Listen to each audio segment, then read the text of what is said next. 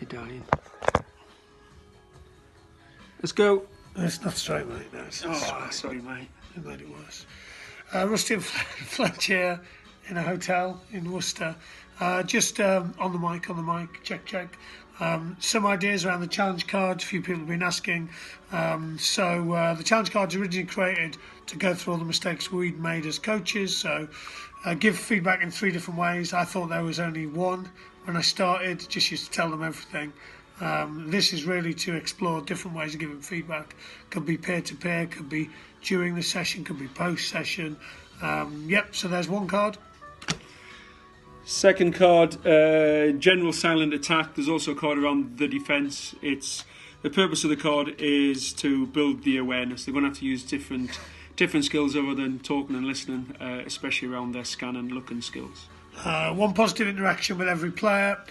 Really easy to coach the best players. Often other players might miss out, so to just give you a bit more of an emphasis on that. Also, we would want everyone to fall in love with the game, so clearly a really positive interaction with a coach every session would tend to work.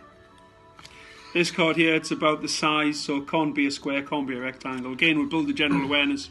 People will have to search and look for information around what the actual pitch is. And clearly different size with time and space is a big part of decision making. Do something your Rugby Hero does.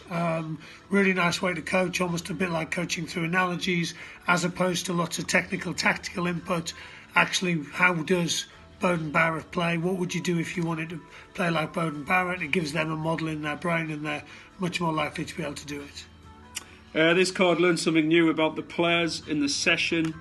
So again, it's about trying to understand people's why do they play, what do they want to get out of it. It'll build rapport, it'll build connections, make it easier for you to coach people. Get a player to tell another player what they're doing well, designed specifically for teenage boys. Really useful skill for them to have to give positive feedback to one another. Also, with the stuff going on around power dynamics and young people and peer pressure, it would be pretty useful to get some of the better players to give some feedback to other kids and watch them grow.